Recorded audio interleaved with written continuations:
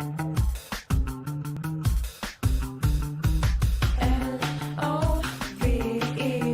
Love is a solution, so set your love free with the L-O-V-E. For the evolution and blessed unity with the L-O-V-E. Love is a solution, so set your love free with the L-O-V-E. For the evolution and blessed unity.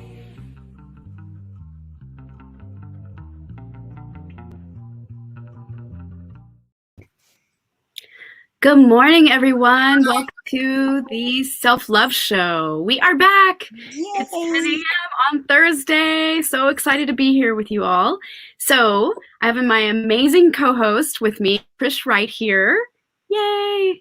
And we have an amazing guest today. We have our beautiful sister, Deborah Haviland, with us, and she is a love coach. So I'm going to read a little bit. We're going to have a powerful, dynamic conversation all about Deborah's work today in the world and her sacred offerings. And I'm going to just share a little bit about her bio so everybody gets a deeper understanding of who Deborah is. And then we're going to just have an amazing conversation here today and share all deliciously about it. So this week, we are in the practice of consciously celebrating life with our consistent daily routines. So we know that creating sustainable and healthy habits are good for our mental, physical, and spiritual wellness and keep us vital in aging optimally. Science also tells us that a positive attitude and perspective can contribute to better health and longevity. Absolutely. So join us with Debra Haviland, and she talks about daily practices to keep you in a positive frame of mind, resourceful, and literally happy, full of energy at any age, which is so good. We need this, right, in the world. So Debra has had a rich, full career. She started out studying humanistic psychology and dance and art therapy at Tufts University, and she then continued to explore and lead workshops and retreats and do coaching in the areas of personal growth and development, creative expression, compassionate communications with Love Coach Academy, and spiritual healing with the University of Spiritual Healing. She's also certified Ayurveda health coach, counselor, and nutritional guide. Wow, amazing, Deborah. You've done so much. So she's a lifelong dancer and teaching ecstatic dance, the 5 rhythms, and performed with several dance troupes, including a sacred fusion dance performance at the Maui Arts and Cultural Center. She's had a business in Maui called Adventures in Paradise, taking clients kayaking and swimming with the dolphins and whales, and hiking to waterfalls and leading them in dance, yoga, and meditation. Sounds magical. Who doesn't want that, right? So she now leads Adventures in Paradise retreats in Costa Rica, Florida, and the, excuse me, Nam Yoga.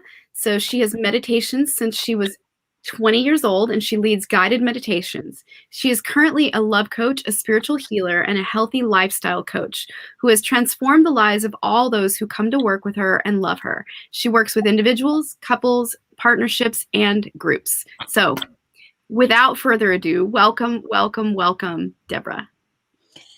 Thank you so much. Thank you. Can you hear me? Absolutely. Yes. Okay. So Thank you, Dawn Light and Trish Wright. Wow, that rhymes. Amazing. By Divine Design. So it's so wonderful to be here with you, colleagues in the field and magical women and all the work that you do. I'm so grateful to be on your show. Thank you so much. We're so grateful to have you. Yeah. Go ahead. I just wanted to, I know that you have things going on in the background, and I also love just to like throw in some spice. Yeah. And I've been thinking a lot about this particular thing that I'm going to share, is that there's a lot of focus for women to stay youthful and young forever. Like forever, right? And I've been thinking a lot about how, I'm so sorry that this is where I'm taking it at first. I'm actually not that sorry.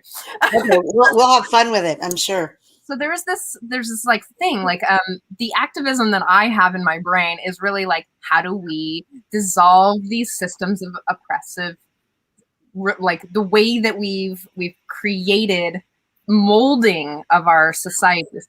And this is one of those things, is that, oh, women are to be loved only if they're young, pretty, blonde, white. Skinny, white, Just, right? like, the whole thing about it. And that's one of the things, is like, if we could shift the way that we look at what healthy aging looks like, or healthy behaviors look like, and it's not about, you know, like taking the iron to my forehead, because they're gonna look, I got the things going on, like, oh, you know, I got all of these things. And is that gonna like shift my worth? No, it's what it's doing is giving me these like creases of wisdom.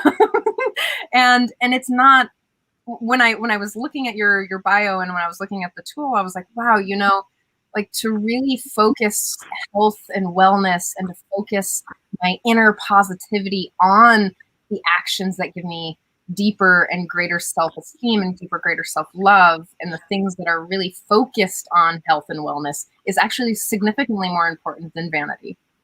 I totally agree. I'm passionate about this. I mean, from when I was in my 20s, I was all about, I'm going to be natural. I will never have a facelift. I like wearing comfortable clothing, comfortable, healthy shoes that have arches. I never did the tall, spike shoes, because it would affect my back. I was into dance from age 5. So I was, really vibrating in my body and dancing, and I could feel every single cell of my body. So I learned early, it's really health from the inside out.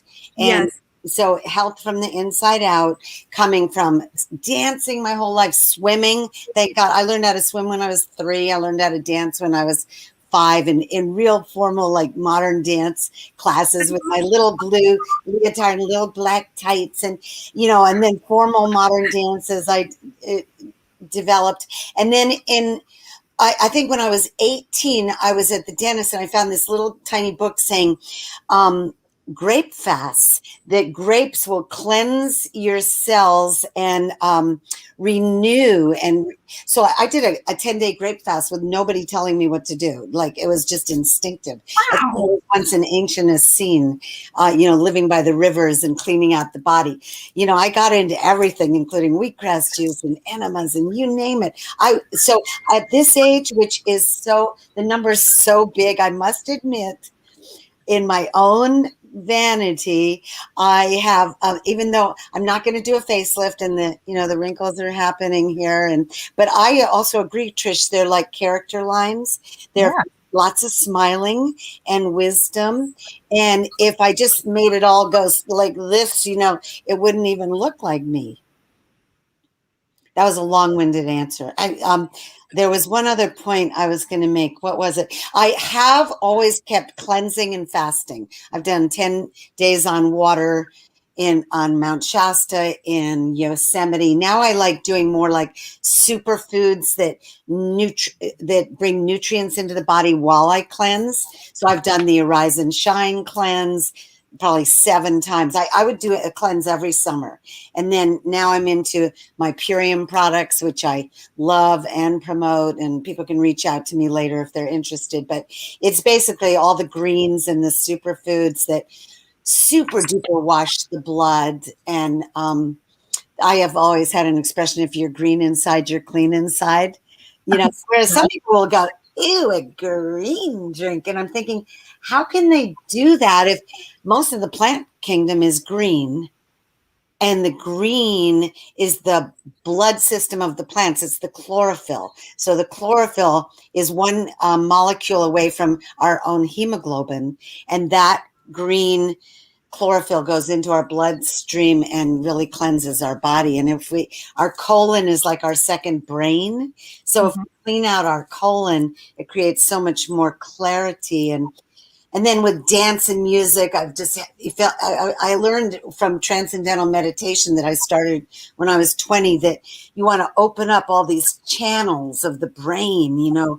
It's really sad to me when somebody's been shut down, or they haven't had the resourcefulness. So part of my coaching with people is to open up all that resourcefulness. Mm-hmm. Gorgeous. I've been really in this alignment, I've been doing a lot of research around beauty standards, right? Yeah. And standards of, I'm going to be really direct. Yeah. Be Okay. direct with us, love. It's great. I'm like, so the things that I've been really researching lately is, again, it's like how to live the most healthy and how to find ways of deeper self-love as I get wrinkled, as the collagen in my booty, well, obviously is shifting, like, and to find even more acceptance in those places, right? Yeah. These are just going to happen. I can like, yeah, I can spend a lot of money to do the things, and I've been watching as my friends, like, and of course, this is where my heart really gets going, is like my friends struggle and my friends are suffering because they don't fit into this ideal anymore. And the ideal is just really to keep us separate. So as I'm sitting here and I'm like, my knee's hurting and I can't move like I used to, and I got wrist issues, and I'm and I'm like, oh. And you're like, what? I mean, you're like early 30s, right? I'm 34, and there's still the things that are happening. Like the collagen in my body is starting to move. Like there's things. So when I'm thinking about healthy ways to celebrate my life as is. So I love to hike, I love to dance. I can't do either of those two right now because my knee hurts. I'm in physical therapy. Like, this is just how it happens sometimes. And so, and I think that there's, especially in places where we're taught to do, like, you're supposed to be exercising all the time and you're supposed to be eating nothing but whatever. Like, I had a Coke the other day. I'm just going to be really honest. I had a Coke the other day, and do you know how many people shamed me for having like a Coca-Cola? I was like, it's so much fun. And people who don't drink alcohol, Coke will be their fun drink. So all those people drinking beer and wine, which is pure sugar, turns into pure sugar in your body. Hey, Right. If you're having a Coke and you can still drive, all the power to you. I know. Well, that was the thing. I was like, I see your values in this, and shaming me for my choices isn't helping anyone. Everything in moderation, right? Like, my concept is really just like, how can I live my most vibrant life and age gracefully? I really allow that concept of aging gracefully, right? Because, as a, mid-40s woman at this point in my life, like, I've had a baby. Like, my body changed radically through that journey. I watched it shift, and I watched, and it's like, okay, my body will never be the way it was, before I had a child. And I can fully love my body the way it is now, right? Like, me at this age, my more voluptuous, like, womanly self has arrived, and I can love that, right? And like, actually, in a relationship now, I've been married, a long time. My husband's like, you're more sexy now. He loves it, right? He loves it. He loves it. And it's just it feels so good to be loved by somebody, regardless of my shape or size, like, unconditionally. And it gives me unconditionally. And it gives me, like, he loves me if I wore a paper sack. He loves me like wrinkled face, whatever. You know what I mean? God bless it. I keep smooth skin. I care about my skin, so I have a good face regime. But I know that this body is aging. This temple that's the journey of being human, right? We all share in this. We all have this. We're human, right? Like, so, I have little things like that. Okay, but I can manage this with grace. And when I'm putting my face skin care on, I can love my skin and love all the parts of me that have, like, wow, I've been through a lot in my life. And you know what? I'm arriving with more and more grace at every transition, at every curve, at every angle, at everything I go through, everything I'm experiencing, every, perceived challenge.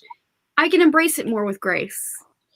Amen. I mean, a woman. Yes, I would love to comment on that. And I feel like grabbing right over there my pictures from me in Maui in my 40s, just to flat. Can I just do that for the fun of it and then show you what I've gone through? Because I So just there's want to well, grab this and when you're this and okay. this and this and this and this and this. You Okay. could So here's Sure. like, so it's funny on a show disappearing. Okay, that was a disappearing act, but okay. So I want to respond because and then I'm going to talk about going through menopause, which you two lovely, beautiful goddesses have not gone through yet. But like, here's me in, Maui, and, there's a skinny body under that.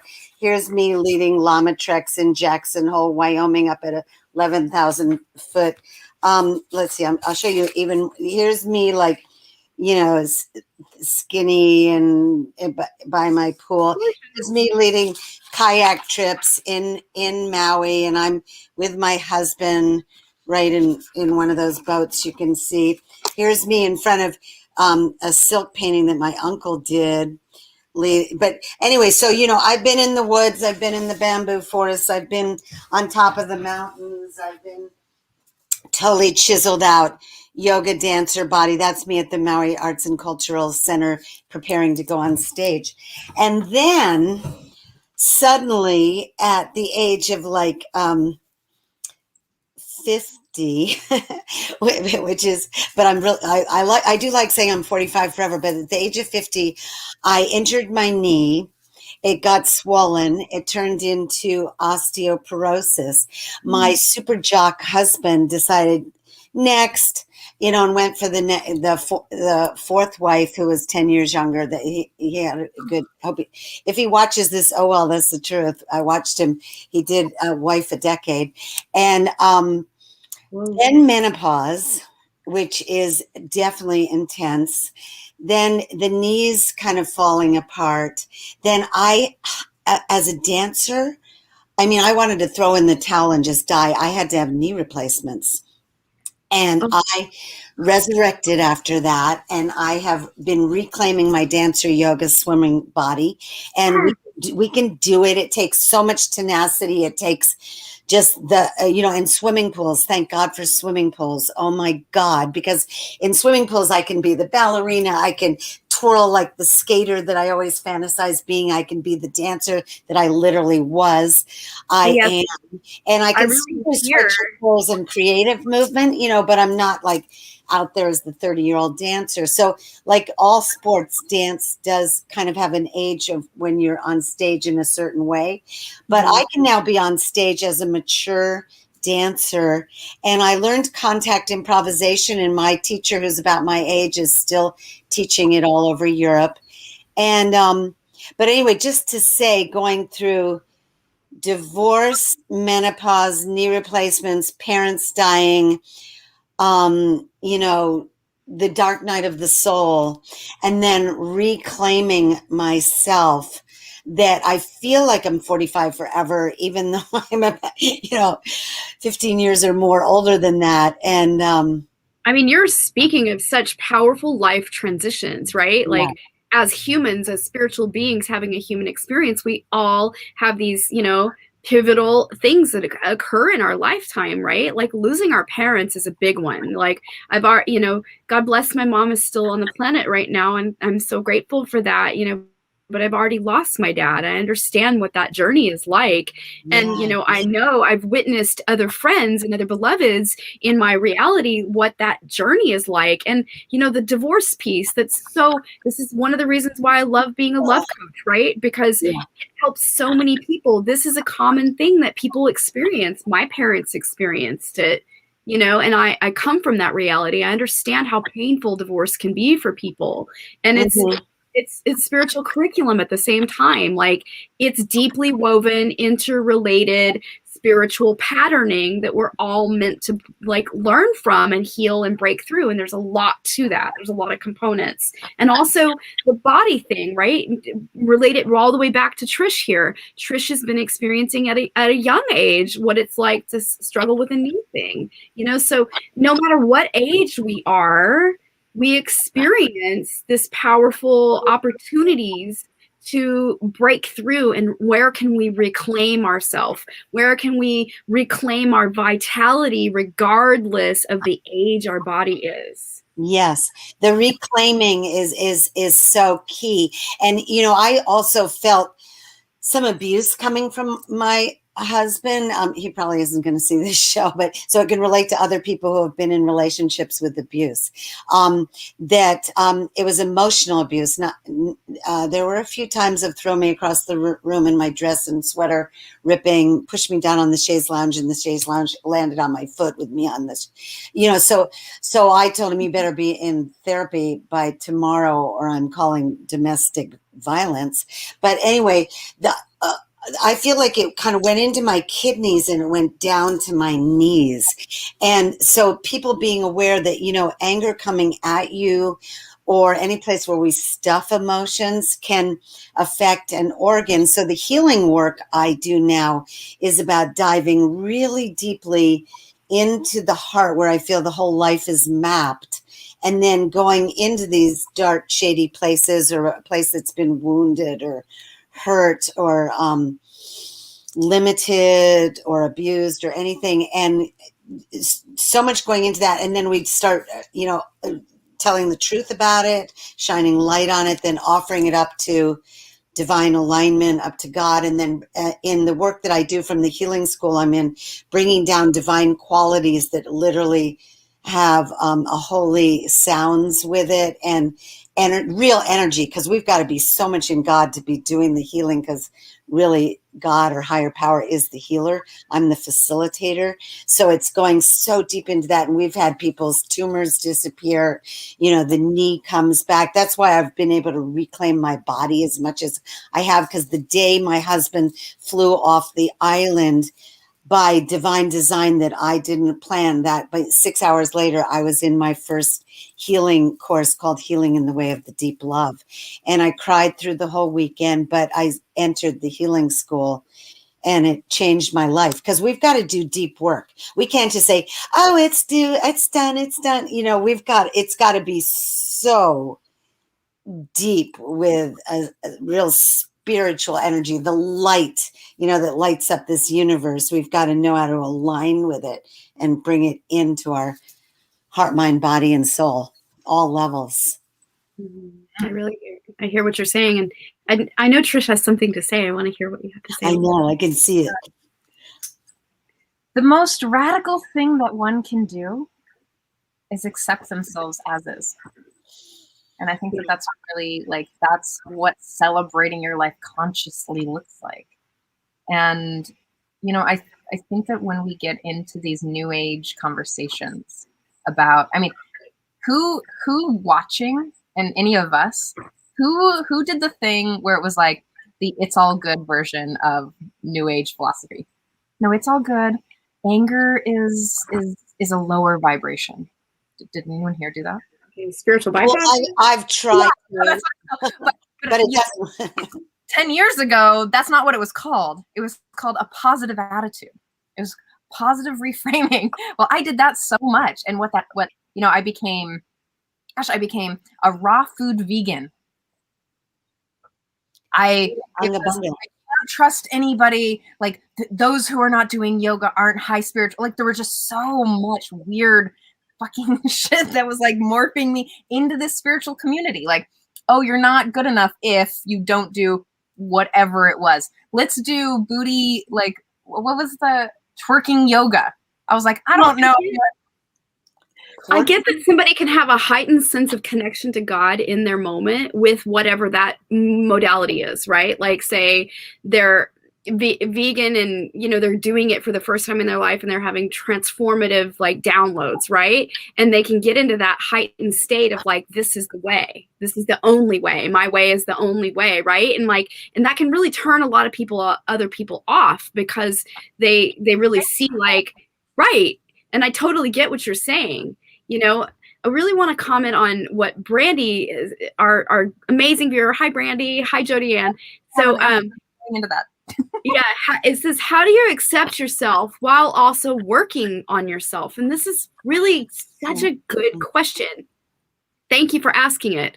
So my response to this is, how do you accept yourself while working on yourself? Is really that's the key. Like, asking yourself that, where inside am I not accepting myself with what I'm working on, right? With what the curriculum that's up right now in my life, where am I not fully accepting it? Where am I resisting parts of myself?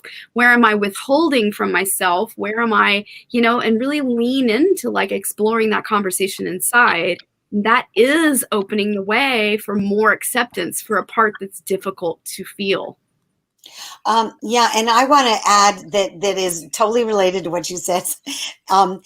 In the work that I do, which actually has Sufi components, but you can be any religion, any faith, or agnostic or whatever, but the context is, we are already like created in love from love, and we are like holy sons and daughters of God.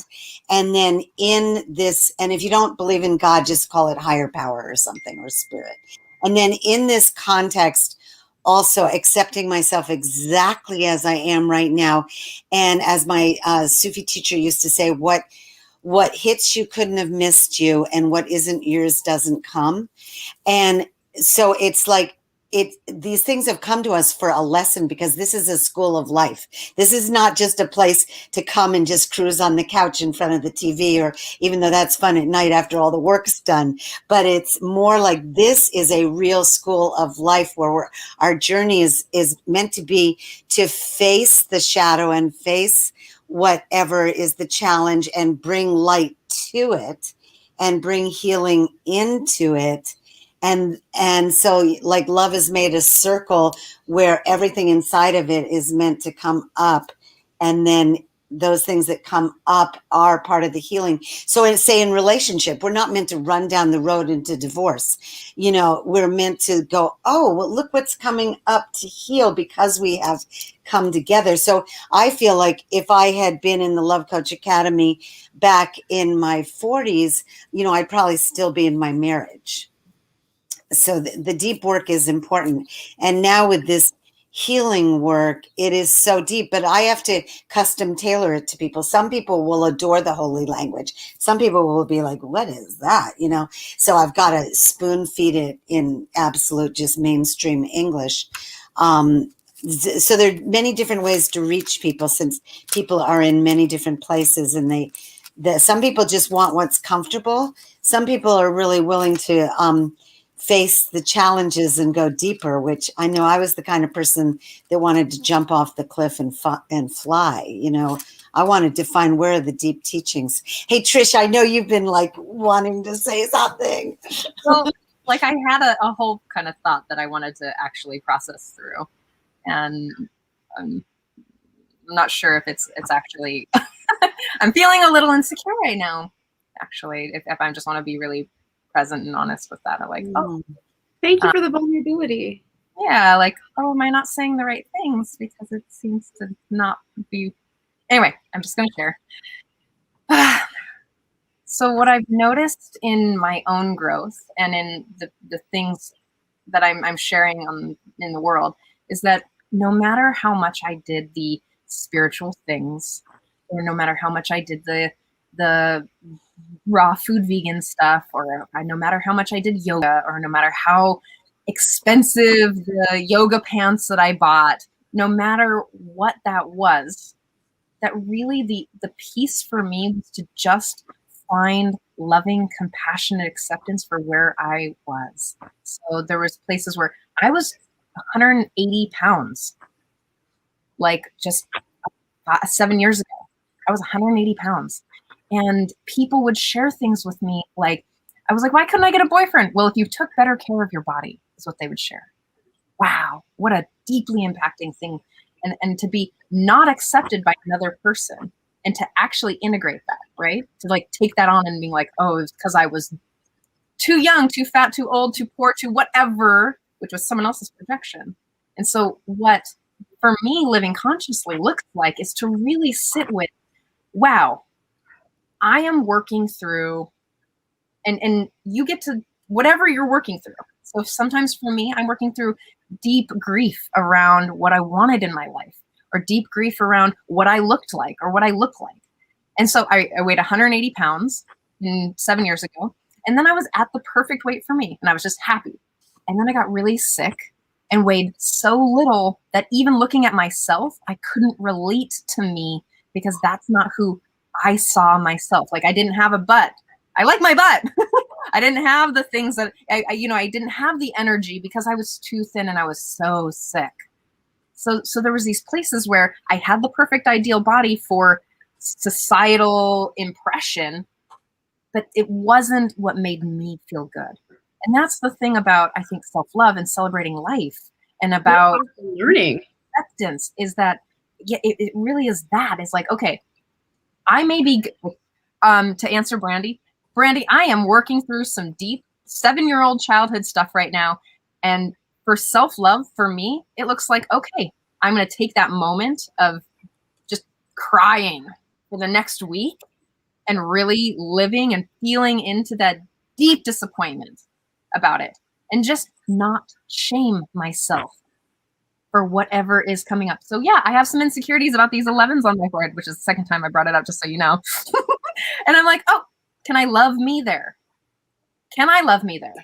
Because I know Dawn doesn't give a shit. And Deborah doesn't either. And also the part that really comes forward is, what did I make it mean about me through all those experiences? What do I identify with that is causing the suffering, and I'm repeating the pattern because I still believe it?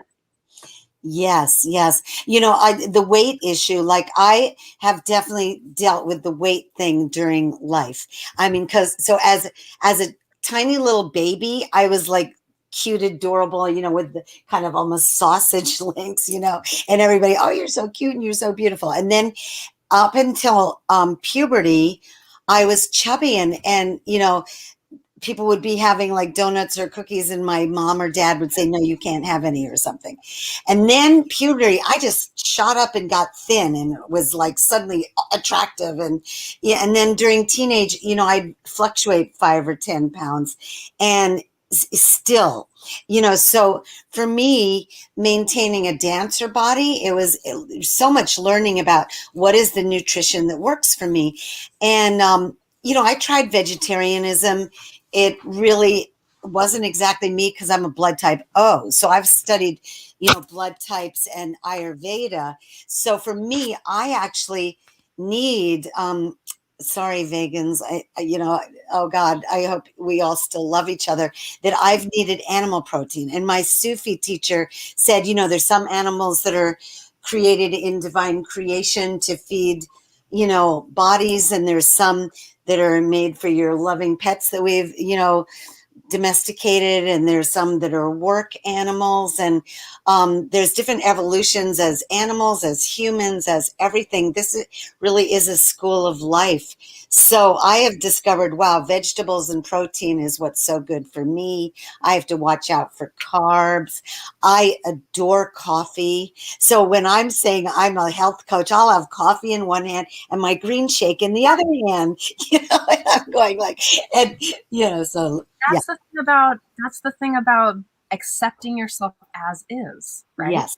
So when I was raw food vegan, I was doing it and I was eating spirulina and I was doing all the things. My hair started falling out. I lost taste buds on my tongue. I started passing out because I actually need B12. I went to the I was so sick for months. I was like, talk about not having energy on that side either. I was like, I'm doing all the right things. Why don't I feel good? So just coming back to this, celebrating the pieces of life, it's really not necessarily you having to participate. It's empowerment. It's not you participating in whatever society's telling you that you should do, but what is right for you. And I think that that's the important thing about what Deborah's sharing with us today is like celebrating your life and finding those really vibrant, cool, amazing. Yes. It's about your empowerment and what you do to find that empowerment, right? It is so much that. Daily structure. So if you want to share a little bit about some of the things that I will. That is so good. What a perfect segue. So yeah, I've had to really find what works for me. And also another thing that I've used is the color code. Like, say I'm a yellow with a red secondary in this one system. Yellows are all about fun and want to make everybody happy and inclusiveness and, spontaneity. Reds want to get the job done and go from A to Z and get out of my way and no distractions. Blues are much slower. I'll come back to me. What? Pamela Osley work? No, this is oh God, it's got to come back. Okay. I have the book right over there. The by where's the name going? Okay, I can run and grab the book. No. The color code by it's something. Oh, Taylor. Harvey Taylor, PhD psychologist. But, and we can have different systems, but I've learned this one. And so then blues are slower. They will kick the tires. They want to analyze everything. They want to think about it. They're way better one-to-one.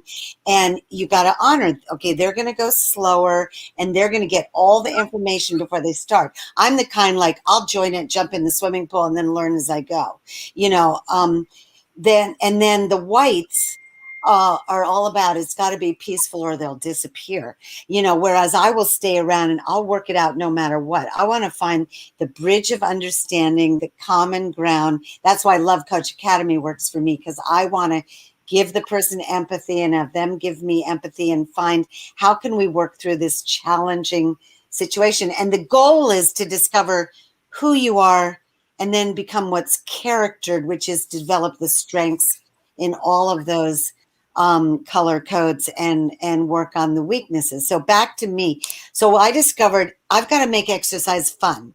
I'm not going to go and just for a couple of years, I was able to just do laps like this, but really I would rather swim in the ocean or in the lake, or if I'm at the pool, I want to do water aerobics. I'm putting on bachata music. I'm putting on, I want to hold your hand or, the Beatles, and I'm going twist and shout and cross country skiing and yes.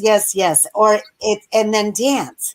In dance, I did one semester of formal ballet, but my real training was more Martha Graham and the Alvin Ailey dance company and that company that danced naked in the 70s at MIT. And I did contact improvisation and dance fusion and jazz and African dance. So I wanted the fun, spicy, alive, turned on fun zone. Awesome. With nutrition, I will do all the healthy stuff, the spirulina shakes and the superfoods and the fasting, but then I'll have the top of the cinnamon coffee cake and cut off the bottom so I don't have all the cake, but I get to have all that cinnamon yummy stuff. So it's just like, how can we manage ourselves so that and that's me falling in love with me. It's like, okay, I like my house is so much all my colors. It's all the turquoises and corals and yummy and sailboats and looking at it, the birds. And we just gotta find what turns us on, what brings in the dopamine and the oxytocin and the endorphins. So I mean, yesterday I was working and I just needed a lift, and I put on my speaker and I put on bachata, and I was just dancing around the living room. Let's see, is there anything else? So say it at a certain point in my life after divorce, and I didn't just go to any therapist. I interviewed therapists to see what therapists I could really resonate with, So people, please love yourself and be honest. What turns you on that's healthy? I mean, I'm all about health. I'm not about doing something that's unhealthy to turn you on, but what is healthy that you love? I want to say one other thing before it, because it's come in and out and in and out and in and out. People who are into, say, really fancy yoga or Ashtanga yoga or the vegan thing, and they think that is the spiritual path. For me, that's either exercise or nutrition. For me, the spiritual path is more where we really align with the creator of this universe and go into really deep inner states of learning how to meditate, where you can meditate for half an hour like I do with transcendental meditation, and I just have blank mind or the mantra. It's learning like what we learn in the Love Coach Academy about really embodying love and empathy and compassion for ourselves as well as the other. It's the divine qualities that raise our vibrations into being our full potential. But it's also humbling ourselves. It's being able to bow our head on the ground, bow our head below our heart, and just go, okay, I can't be a spoiled brat out there just strutting some cool, sexy body and think I'm so far out. I've got to really be the loving being. And if I happen to have a nice body, well, alhamdulillah, thank you, God. And also that thing that Dawn said about her husband loves her being voluptuous and full-bodied woman. Yeah, my partner right now loves me that way, never complains about it, would never say anything. And, I've got some more pounds on me after menopause. And I would love to lose another 20 to feel like I look good in my bathing suit. And yet I'm healthy. I've got vitality and strength and energy and consistent throughout the day. And there are other people that I see that are skinny that are just falling apart at 4 p.m. or they're getting sick all the time. So it's okay to have some substance on our bodies. Go ahead. I was just going to say, I really hear like what is coming through your transmission is giving yourself permission to be yourself. Yes. Through unconditional love, where really unconditional loving of ourself is deep acceptance of all the age stages we go through, all the curriculum we go through, all the spiritual lessons we're here to learn. Really, how can we apply loving to all of this journey so that we can really be our radical best self, right? And give ourselves permission to live into that, right? That we don't have to withhold from ourselves by being like, oh, I can't have that bite of chocolate because I'm just not going to allow myself, right? And that's where we deny ourselves like the pleasure of life. Now, if you're eating, 5 candy bars, then that's something to look at. But if you're going to allow yourself a little here and there, moderation is everything, right? And using that as an example, because it's like really giving ourselves permission to live, live into it. Like, what's your dream? Give yourself permission to go for it. Even if it's radically out of your comfort zone and you have to learn new tools, new resources, new ways of communication, new ways of loving yourself, new ways of radically accepting yourself and others, like, go for it. Yes. Celebrating life consciously. Exactly. Yes. So, and it's picking the things that work for you. So something that Dawn and I have been talking about, and something that I was reading in your work, Deborah, is that, so, this whole idea that if you're going to be successful, if you get up at 5 a.m. and then you do these things and you have this like schedule, well, that one doesn't work for me. And I tried for 34 years to get into that place. And you know what I do now? This has been the most vibrant the last 3 weeks, because I was like, you know what? I'm just not going to participate in that belief anymore. I'm not going to get up at 6. I'm going to, you know what? I'm going to let my body be. I'm going to wake up whenever I want. I'm going to start my work, because my brain works in the evening. So I'm going to start it at noon and do the whole thing. And the way that my day structured around what brings me aliveness is like, I'm just so happy because I'm not forcing myself anymore. I'm not abandoning my own needs for the societal belief of what success looks like. I'm productive. I'm getting things done. I'm happy. I'm moving my body in the way that it works right now. And I'm just looking in the mirror and going, you know what? I like you. You're happy. You're good. And it's not because I'm happy. Sometimes I'm like, love that. Like, I like you too. And it's finding those places, the things that work for you. Right. So let's talk a little bit about what the daily, I'd love to hear like briefly what the daily thing is and what your daily thing is. But for me, like my daily thing is like, okay, I get up and then I pet my cat. I've literally put that written it in my schedule. I'm like, I'm gonna wake up and I'm gonna pet my cat for 15 minutes. Yes. And then I get up and I make a cup of coffee and I take a shower. I mean, this is literally my schedule. And those things delight me. And I call my mom while I'm in the shower all the time. And I'm like, hey, Mom, what are you doing? What's going on? She's like, are you in the shower again? Yeah. I mean, this is just written into my schedule because it delights me. And then I put some music on and I sway because that's what my body's allowing me to do right now because I like to, bend my knee at any moment. So that's not in my dance. But I'm finding ways to just be. And it's not what I mean by self-love. And I think I want to make this distinction really quick. It's not like, oh, I love myself.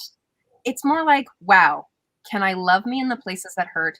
Can I love me in the places where I can't be what I project into the world as what the ideal looks like? Can I just love and accept and be joyful and celebrate the moment? I had an ex that would always say things like, we're celebrating the mundane. And I was like, yeah. This is human. Like, I got up today and my knee hurts in a different way today. Yes. That's celebrating of my consciously celebrating something different. So I'd love to hear a little bit about what your daily practices are, right? Thank you. I would love that. Before you go in, let's hear from Dawn because I know that this is your piece, right?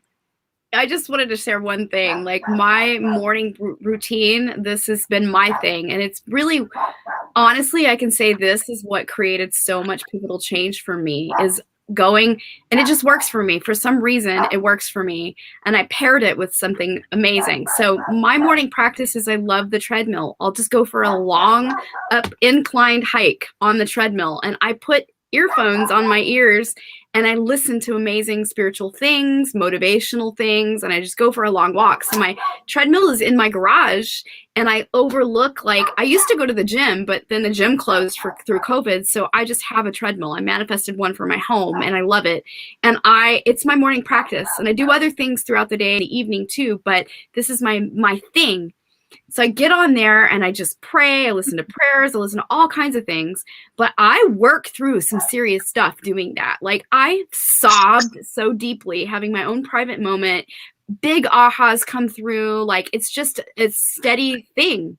But I did this before I decided to go back to school. And it really initiated me supporting myself through a very hard challenge in my marriage. And at the time in my life, having a small child and all the crazy challenges and dealing with the healing of a deep, deep, deep curriculum with my father, child abuse, right? Like, there it was. I was drudging it all up. This very practice carried me through it all to where I got a BA. I went to graduate school. I finished graduate school and I completed all of that. And that stayed my morning practice, so much so that it's still my morning practice. I shed tears of joy, sadness. I've worked through so many things, and it's a consistent for me. It works for me. So I just wanted to share that one thing has been such a pivotal thing for me.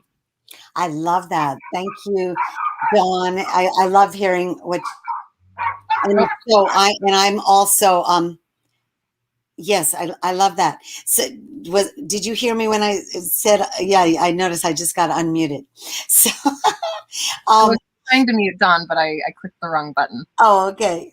So, yes. So I'll go through my morning practice that I've developed over the years of falling in love with me, So, and for everyone watching, like pay attention to some of these practices, because this could be a little shift in your practice too.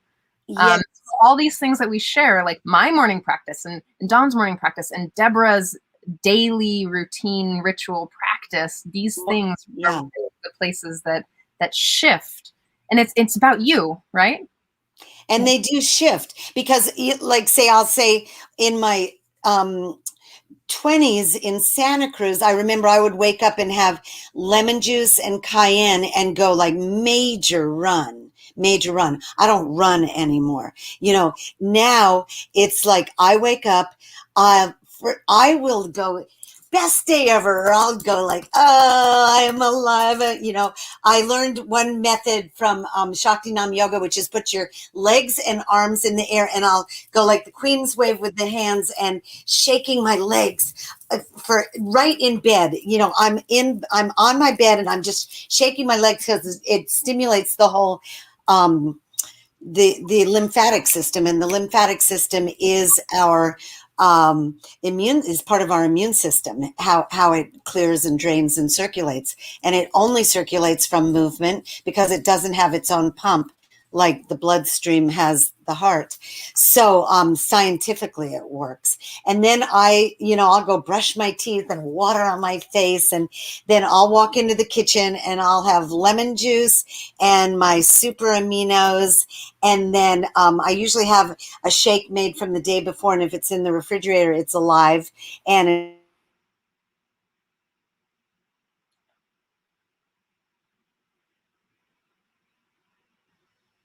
Okay. Well, I'll just kind of run down some of the things while she's coming back. Yeah. Is that working with your lymphatic system is also really important, especially in the morning. Mm-hmm. Another one was having, pre-work, like thinking about your schedule in advance. So it'd be like if you're gonna have a shake, putting it in the fridge before so that you know that it's easy.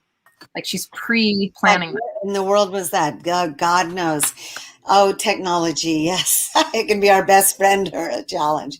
Anyway, so let's see. The last thing I said, I think, was about coming into the kitchen, having the super aminos, which is plant-based proteins, and goes right into the bloodstream, and then lemon juice, and then I make delicious coffee, and I've got my super green power shake that I'll have some of, and I'll have some more mid-morning. Then I go take a shower and have fun, and I use my scrub brush, and I'm like fun and over my legs, and yes. And sometimes I wash my hair, sometimes I don't.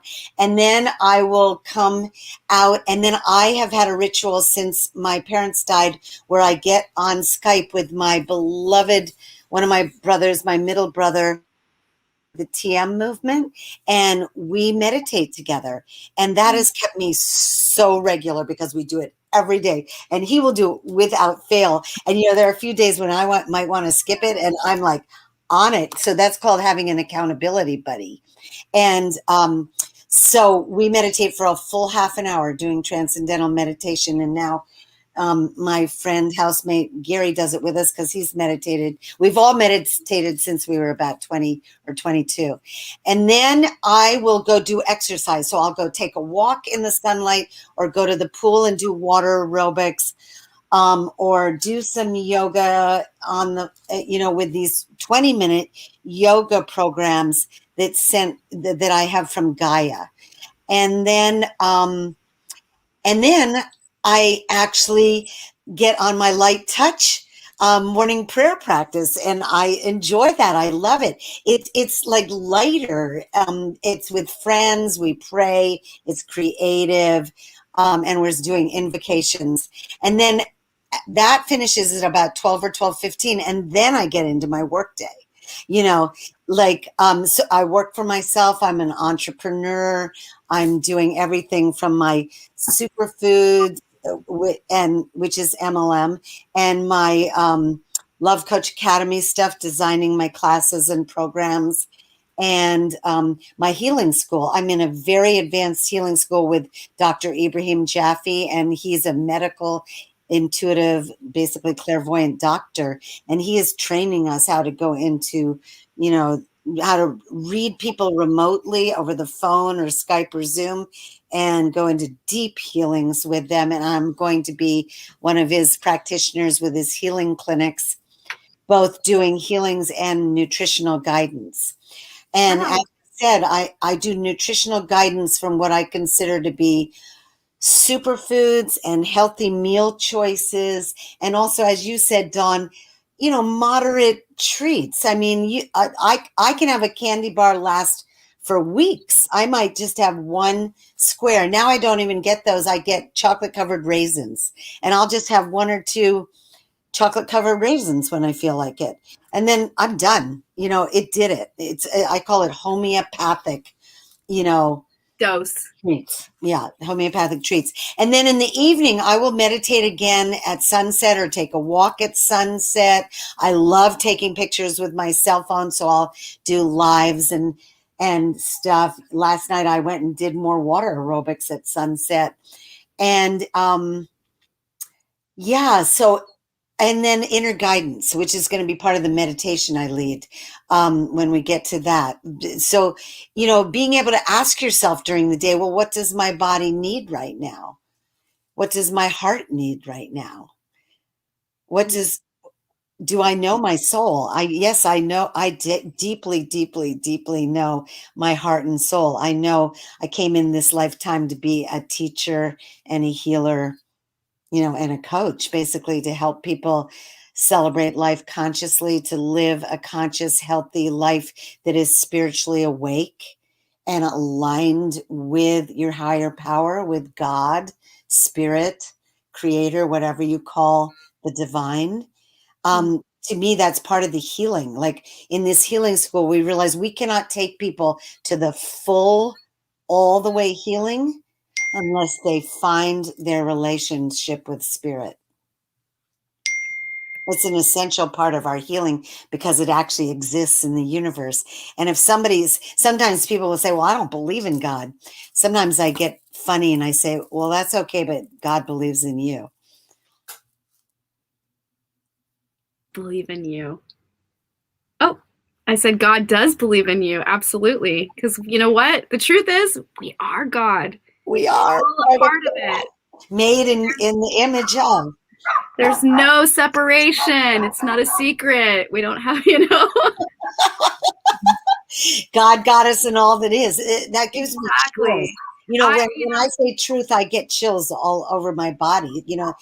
That's why I love the name I Am, because it's so I am. It's like it crosses that bounds of because people can get hung up on the different names because they resonate with one or the other, and it's like that's such a across the board connection for many, many, many, many. And I really hear what you're saying. Like in everything you do, your morning practices, your daily practices, your superfoods, your exercise, all the things really is like a celebration of allowing this energy source, spirit, God, whatever you want to call it, to come forth, right? And that's like living into our purpose, right? Giving full expression of that energy to come through. And like that's the gift you give in the world to others, and what your real deepest desire to share with others is that energy. And I hear that coming forth. It is. And I forgot to mention that after the meditation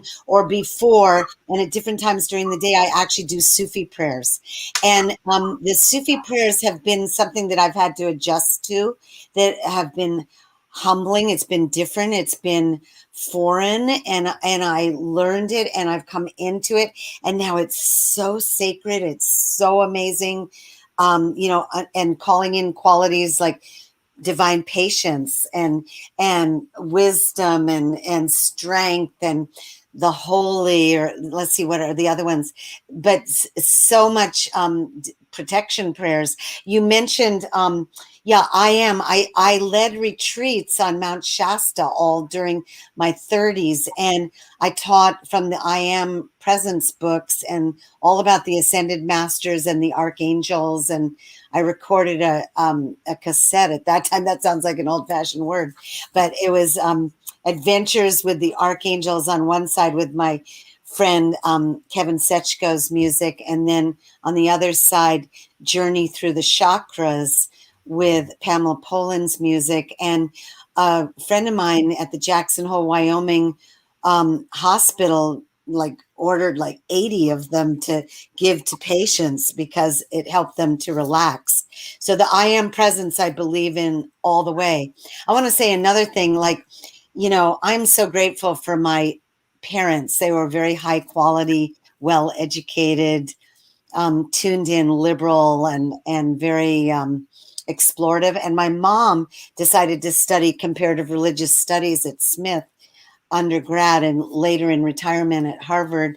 And so she, from an early age, taught me this God people talk about is way beyond the beyond, trying to anthropomorphize God or put God, or to say this is the only religion, that works. And so there's so many faiths, and they're all reaching towards wanting to explain it or understand it or connect with it.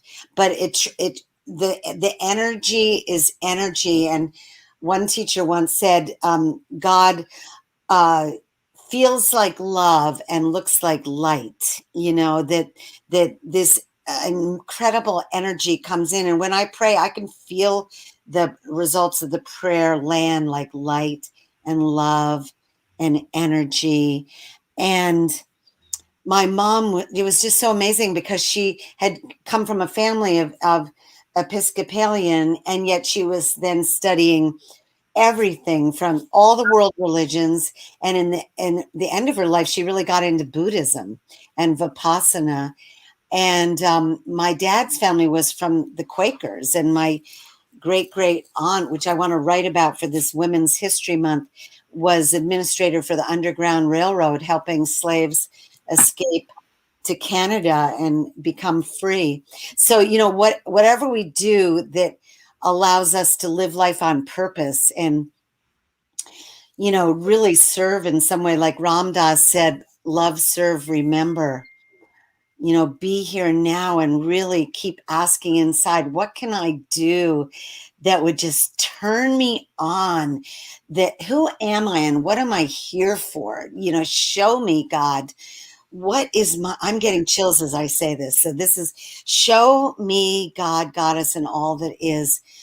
What is my divine purpose that I was born for? And show me how to do it and how to deliver it, because the world is waiting for us to show up. There's certain people waiting for each one of us. There's certain people waiting for Trisha's unique flavor, for Dawn's unique flavor, for my unique flavor, for Scott Katamas's unique flavor. We all have certain things we've discovered, how we've gone from A to Z, and then we can help people with these wisdoms we've discovered. Exactly. And you don't even have to spoon feed it in their language, because those people are just going to show up in your life.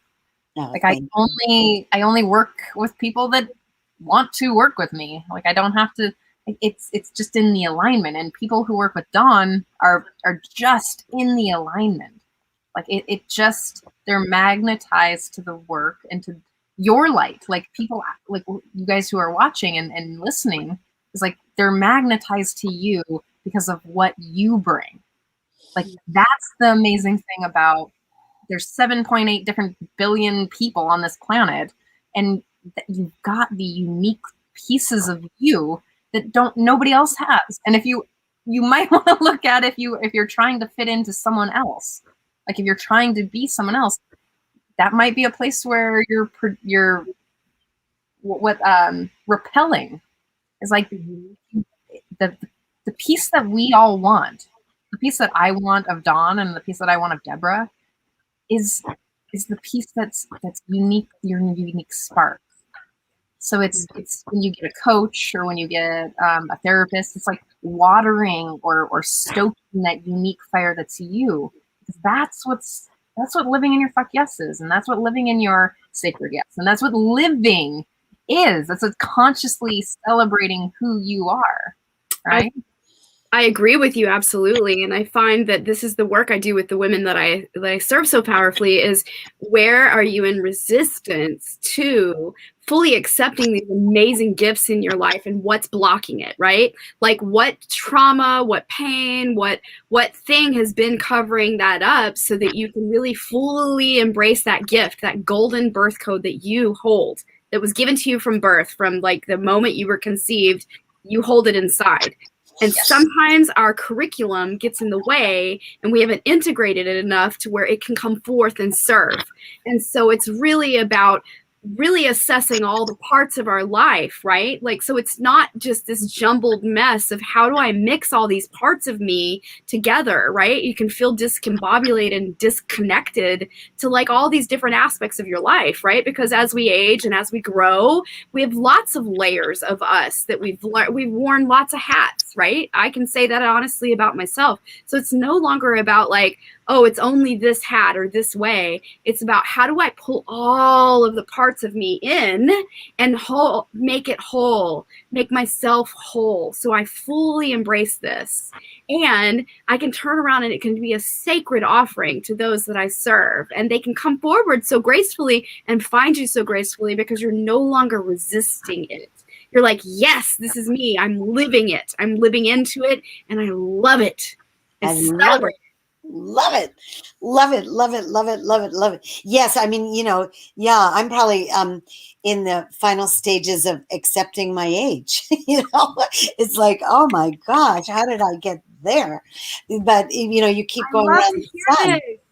But if I said my real age, then I actually get complimented and people say, wow, you look great for that age. So it's I really acknowledge you for this. I acknowledge you for this because it's so brave, because it's against mainstream in every way. And I fully acknowledge you saying this right now because it is so precious, so sacred, and so dear, because we as a culture are reclaiming the reverence for all ages. It is so important. If you look at other worldly cultures hold their elderly in such a sacred, reverent place, and it's not displaced, it's not disowned, and it's definitely not disgraced. And I feel like it's our sacred duty in this lifetime to, in the United States especially, to reclaim this, that all ages, all parts, all people, no matter what age, no matter what culture, no matter what color, we all belong. We all belong. In fact, when I sit in front of my healing school, I wear a scarf. When I should go get my scarf. When I sit in front of my healing school, I wear a scarf because the Sufis and the Shadaliya Sufi order do wear the scarf. And, I guess I'm still adjusting and coming out with that. Beautiful. But I am American and I'm comfortable. I like having hair, and I like having my hair out and blowing in the wind. My mom once said, my mom was from New England, and in some ways she was very traditional. She wasn't conservative, but she was traditional. But at one point she literally said to me when I was like in my young 20s, she said, don't ever go get these kind of coiffed hairdos. Let your hair be long and blonde and blowing in the wind. And I thought that was the hippest, coolest thing she said to me. And it's true. It's the easiest to take care of. I'm just wash and wear straight out of the swimming pool. Yeah. I really don't. The only thing I blow dry is my no matter what I do. The rest is like just straight out of the shower. So, and I wear comfortable things and tunics. I mean, if you're getting mature, tunics are the new cool in thing. And I love tunics. I love tunics, and I wear them with tights. I wear underwear. What? You don't have to wear a bra or underwear. Yeah, and you don't have to wear a bra. I wear I have my favorite blue jog bra, my jog bra. I love it. It's so relaxed. And my Ayurveda teacher 5 years ago said, give up the underwires. Those are cancer producing. Don't do the underwires. So it's like, I feel restricting. These are bodies that want to be free and loved and hugged and touched. Uncomfortable shoes. Who wants to wear uncomfortable shoes? No uncomfortable shoes. You. I'd like to wear uncomfortable shoes sometimes. Okay, you can. But I'm laying on the couch. I'm like. Well, I know they have a certain word, right? Oh, I wear my high heels for my husband, but they're like, you know what I mean? I'm like legs up in the air, like woo! Legs up in the air. Look at my toenails right now. So I wear dance tights all the time. I mean, I live in dance tights. And I don't like tight jeans. No, thank you. I bought every sexy tight jean you could have in blue and sparkle and black and this and that. And at the end, I'll wear black tights to dance class or cool, really cool. I have fun. I go to TJ Maxx and get the coolest tights. At this point in my life, I'm really like, is this going to bring me absolute, like, I love it. It's so much amazingness. Yes, yes, yes, yes, yes. No matter what it is. If Yeah. it's a yes for me, if I feel it in my body as a yes, I'm like, ooh, I'm all about it. If I'm like, you know what? I'm not buying it. I'm not going to have it. Like, it doesn't celebrate me and my full expression. It doesn't give me permission to live into that part of myself that I'm like, yes, yes, yes. Then what's the point? Why waste our money on it? Why invest in it? Why do that to ourselves? Right? Yeah. Why? And Yeah, exactly. let's condo the shit out of our lives, right? So it's like, yes. you can if it doesn't spark joy, or if it doesn't have a purpose, why keep it? And don't get me wrong, it's not like an end all be all, and it's not like an absolute. Like, anything I say is not an There are absolute. a few things like we have to pay our taxes, right? Well, like the simplest things of We do. Okay, we won't even go there. You have to pay your taxes. Like, there's things that keep your life moving, and it's not like wipe everything, all your responsibilities. Actually, I love my tax accountant. So well, and it's learning to do the difficult task that we don't want to do with more grace and more love for ourselves, right? Because doing our taxes is important, right? Like, if you own an LLC and you're that person, like, file your taxes.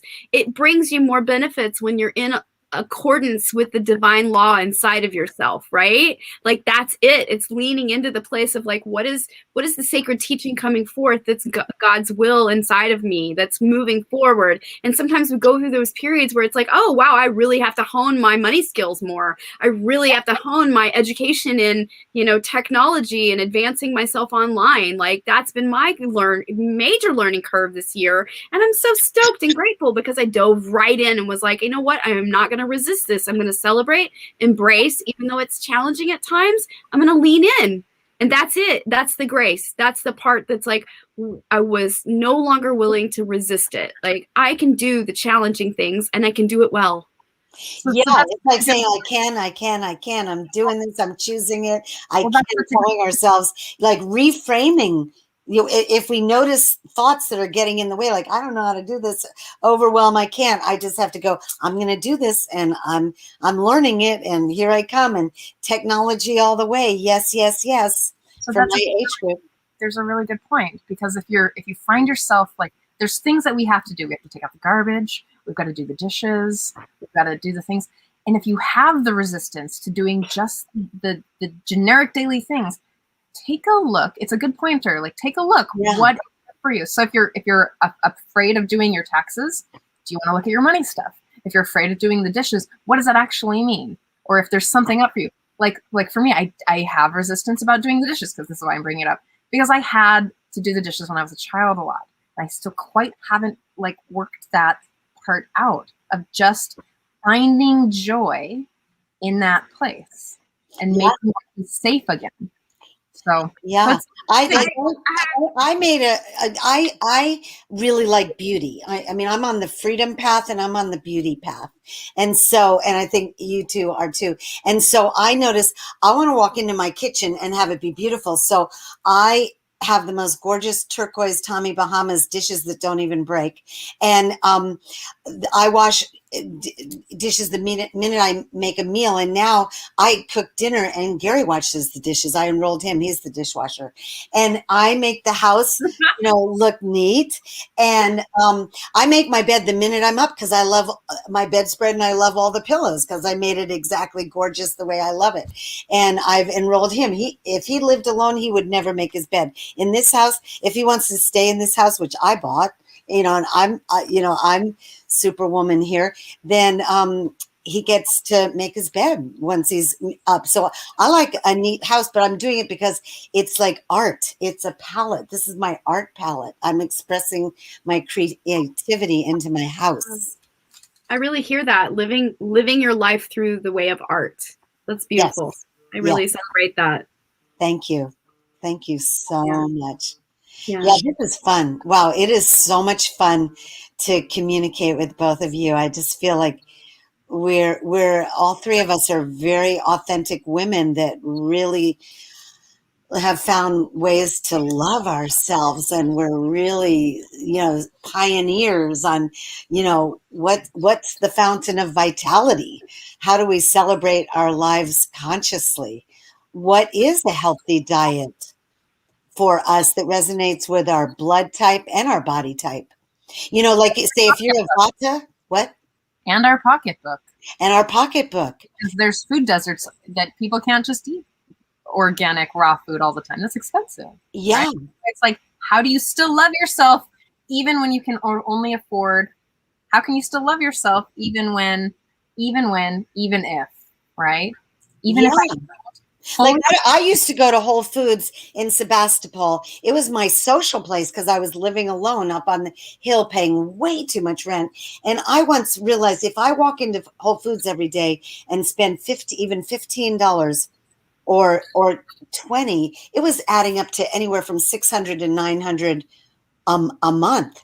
And so in COVID, I pulled it way back and I became the cook. I became my cook and I love to cook. And I go to this Amish grocery store, Detweiler's down the road, that has fresh vegetables and fresh fish and everything. And it says, eat fresh for less. And I get the most amazing groceries and share them with my partner 50-50 all the way and bring it home. And I cook amazing, you know, like asparagus and salmon for dinner and make my green shakes and pineapple in the morning and sliced apples. That's another thing in the morning.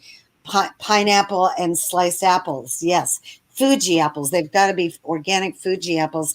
So, I mean, I'm saving like $900 a month just buying once a week and having meal plans and then being my own cook. So that was a real revelation during COVID. I mean, COVID for me became positive.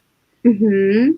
I hear that it's really comes down to how can I make the highest and best, most self-honoring choice with what is up for my life right now? How can I make the highest and best, most self-honoring choices with my finances, with my child, with what they need, with my family, with the circumstances that are going on, with, you know, what are the spiritual teachings wanting to come through? What's the next steps in my life? How can I make the most self-honoring choices? I just want to invite our viewers to think about this deeply into your life right now. How can you make the most highest and best self-honoring choices with whatever is on your plate? So it's like with aging gracefully, with beauty products, with, you know, green food choices, with, you know, moving in the direction of maybe going on doing school again. Who knows? Like everyone has all these vast variety of choices we have in life. And all the changes we're making, right? Daily growth changes. How can we make the highest and best, most self-honoring choices? Yes. Well said. Really well said. And so maybe we can do a guided meditation. I would love to do a short meditation and just kind of integrate all of this that we've shared today. And so I invite the audience to take a deep breath and close your eyes and get comfortable in your chair. Ideally, if your feet can touch the floor and uncrossed legs, uncrossed, and you could rest your hands in your lap like this, or just on your, you know, your on your thighs, and taking a deep breath. I want to work with you and your imagination, and to imagine that you are walking through nature, walking through a beautiful grove of trees, your favorite kind of trees, and you're walking on a beautiful path. Oh, and you can just smell nature, whether it's the redwoods or, you know, palm trees at the beach or wherever you are, that you're breathing in nature, taking long, deep breaths, because breathing oxygen is really fun. Pure, fresh oxygen. And you're walking through the woods and you come to a clearing, and there's just a field of the most gorgeous wildflowers, and the sun is warm on your body, embracing your skin. And you walk across this clearing, and in the next grove of trees, so that it's protected, there is a beautiful temple a beautiful temple, and you're curious and you want to go towards it, and you're walking in the door and you see it's been built just for you. Actually, around it are all your favorite flowers, whether they're gardenias or roses or tuberoses, or if you're in Maui, gingers and gardenias. And you walk in this door, and inside it's just exactly the way you would design it. Absolutely beautiful. And you walk up towards what's almost like a spaceship, a dashboard that's going to be for you and receiving guidance. And there is the most luscious chair in front of this dashboard, just the way you would like it. That's for you and your soul. And you sit in this chair, breathing in and feeling your body and sending a grounding cord down into the center of the earth. And then the light is going up through your body and up through your crown and up into the seventh heaven. Just imagine the seventh heaven going up and up and up into the galaxies, and then coming back down again, coming down through your royal crown, the crown of your soul and the crown of your body, and down through your third eye and your throat that wants to be open to express your truth, and down into your heart where your earth energy and your spiritual energy unite. And now you're looking at this dashboard, and it lights up when you're really speaking the truth to yourself. And imagine that walking towards you, really like literally out the window and coming in through the window and through the dashboard and to you, is your divine, awake, enlightened soul. And this soul goes behind you and now comes into your body, aligning with your body as you've known yourself to be. And this soul is going to become your best friend, where you can receive inner guidance, and we can do healings that I can guide you in the future. Deep healings, calling in energy that can go to the root source of any issue that's bothering you, whether it's physical, emotional, mental, or spiritual. And yet, just for today, I want you to ask some question that you'd like to ask, and imagine that the answer is literally coming in from the divine source, from divine order, coming down through your crown and into your knowingness, into your intuition, into your heart. Because we want to be living our lives through our heart, aligned with our soul, getting clear guidance about everything. Am I meant to go to the party or not? Or am I meant to be doing this career? Or what could I say that would be loving, that would open the field of this next opportunity? And calling in divine appointments, new clients, calling in the success of our work, calling in a new sense of health. We might want to drink more water or get super shakes where we can be taking in all these nutrients. We might want to do more exercise, the kind of exercise that we love, that brings us so much joy, that's actually fun, like dancing or swimming or walking in nature or doing the treadmill, something that we love. So because of time, I invite you to just love yourself, give yourself a really good hug, and affirm, I'm going to start exploring me more. I'm going to explore my inner guidance. I'm going to call in the archangels that love me, like Archangel Camuel for more divine love, Archangel Raphael, the angel of healing and science, the emerald green flame of the heart chakra, calling in Archangel Gabriel, the white light of inner guidance, calling in your specific guidance of your soul, and calling in the divine qualities that we need: more strength, courage, the courage to overcome challenges, and the courage to open up to what we need to learn more, like the technology we need for our career, or the new classes we want to do, or to reach out to Dawn or Trish or Deborah for healings or coaching because you resonate with us. And life is short, so go for it. Actually, life will be long. It'll be perfectly long. And yet it's time to go for more of what we really want, to love ourselves so deeply that we say yes.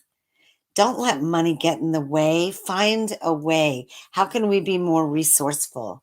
Maybe there's a divine alliance, a friend, a new way to earn money that's more entrepreneurial, to add in, to open the doorways of opportunity and success. So I say yes, yes to you, yes to your beautiful heart, yes to your beautiful soul, yes to all the wisdom and genius and beauty and love and healthfulness that wants to come through you. And yes to God, guidance, divine alliance, divine alignment, great spirit, our higher power, however we know our higher power to be. May we keep growing and learning and walking forward on this beautiful path. In the name of divine love.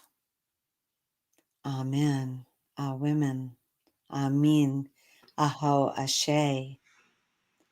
And so I say, let's feel this energy in our bodies. Start to breathe even more deeply and wiggle your toes and your hands. And just know that when we go deeper in the sessions I do with you, I will guide you really deeply, long enough to deal with different issues or welcome in what you want to heal relationships or your heart, mind, body, and soul. We can heal ourselves.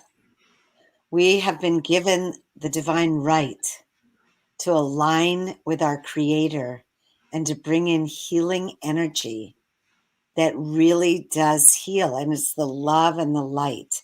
And with the Sufi healings I do, we bring in divine qualities and they go deep. They go in like laser beams of light and they break up tumors or break up, that negative thought or that thing that you think you can't do. And it opens up the field so that you can live your full potential.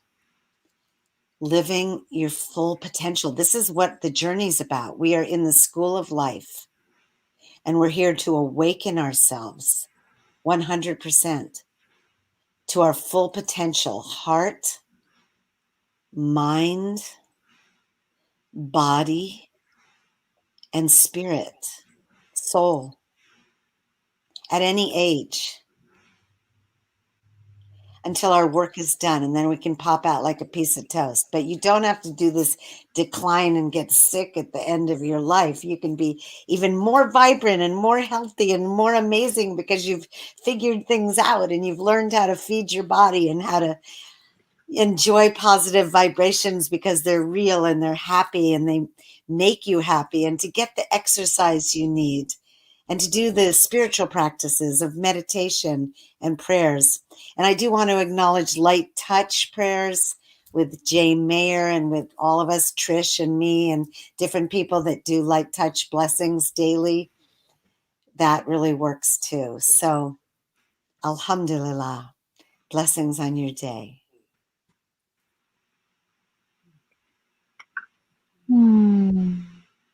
And so sweet. Such Thank good you. energy. Thank you, Deborah, for your Yeah. beautiful, radiant self today and really giving us all permission to live our best lives, to follow our purpose and aging gracefully. Like, what a gift. Mm-hmm. Yeah. Yeah, maybe I'll be brave enough next time to say my actual age, but it is definitely, you know, I know it's, but anyway, so thank you so much. And people can reach me on Facebook. Facebook is so easy for me, just, so you can comment after this show. We love comments, all of In the us. comment box. Yeah, Right. comment box, and then also private message me. So I am Debra Haviland on Facebook. Um, and then that's a great way. And then I can give you my phone number. Also, my email is spelled Deborah the short way. I know that's a little different, but Debra Haviland, Haviland at yahoo.com. Are you putting that in the comment box, Trish? Already did. So much. Thank you. And thank you, Trish Wright, for originally inviting, what was an invitation from both of you. So thank you, Trish Wright and Dawn Light, for your amazing show and for inviting me on. It's just been such a treat to be with you. I love you both. I just want to work with you more. And you're both so amazing. You're pioneers. And I just love pioneering women. Yeah, I love women who strike out on the path and we just, we're just going for it wherever we want to go for it. So Well, thank you for seeing me for all that that good energy. What? Thank you for seeing us that way. Yeah, I do. I love you. I love you so I much. love you too. Oh, we love you too. For taking Thank us you. through a centering and grounding meditation and a meditation of deeper self-love, weaving into clarity and really living into your living into your inspired living. Yes, and we can receive guidance every day about everything. We can, Maharishi used to say, avoid the accidents before they happen. Get the guidance. It could save your life at certain times to be in the right place at the right time, doing the right thing. You don't want to be in the wrong place doing the wrong thing. You want to be in the right place doing the right thing. So, I mean, we could go on and on. I hope we do this again. I'd love to have you on my show. Thank you. But I'll invite you to my show, which is usually Thursday evenings, but I'm not doing one tonight. So my show, Universal Heart Wisdom, I would love to have you both on. Thank you. Yeah. Yeah. Thank you. And again, it's like I really hear this conversation of like trusting ourselves so deeply that we know exactly discerning that spiritual wisdom inside with every choice we are making with our lives, right? And if you're craving more of this, more authenticity, more purpose, more living into your absolute yes, more of your dreams, more of breaking through of any patterning that's been in the way of you fully trusting, then I just invite you to come and join Trish and I in Reclaim Your Trust. It's a group for women. And we're soon to be launching an amazing program in there to really share like deeply about breaking the patterns and really coming home to that divine, for women, the divine feminine essence, where you're really living into that expression of fullness of yourself, and really healing the way the divine masculine has been kind of misplaced in our lives sometimes as women. And so I'll be sharing more of this and going live often on Facebook around this topics, but I just wanted to drop it in here into this conversation because if this has stirred you in any way, like come join us. Let's have a really authentic conversation about really celebrating you and peeling away the lens of perception where it has been maybe misguided for you or not really seeing the truth really clearly. So it's a deep conversation and we would love to have you. Thank you. Thank you. And I typed it in the chat box, so you should have it in the comments. And I'm also going to invite you, if you're single, even if you're not, but if you're really wanting to support healthy relationships in your life, please join the Single, Sovereign, and Secure group. And that really gives you an opportunity to really just like show up and get, I'm going to post fun, sassy memes because I'm a millennial and it's okay to laugh a little bit about our healing grows work. And it also has, I'll be sharing a little bit about living in your fuck yes, living in, making self-honoring choices and how to do that. There's a lot of sass in there. There's a lot of, just, good, funny stuff and serious stuff. And it gives you an opportunity. And I'm sure you're putting that in right now. So for more sovereignty, and especially if you're for all genders, non-gender specific, and for that, show up there.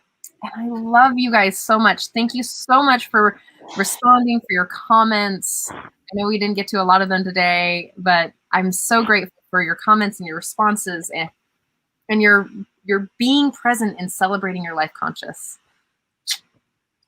Thank you to Don Light and Miss Debra Haviland. Yay. Yes, thank you. Thank you. And thank you also to Love Coach Academy. The what? Oh, for Love Coach Academy. Thank you for Love Coach Academy. And thank you for Love Coach Academy. Yes, thank you for this Love Coach Academy. amazing Promise. And I'd also really deep like conversation. Yes, thank you also for the Sign Network and everyone who's sharing our page out today. And I'm looking forward to really diving into more community with you guys. Mwah! See you next week on Thursday. Yay. Please comment and share it with all your friends. Share it far and wide because we just love you. Thank you. Yes.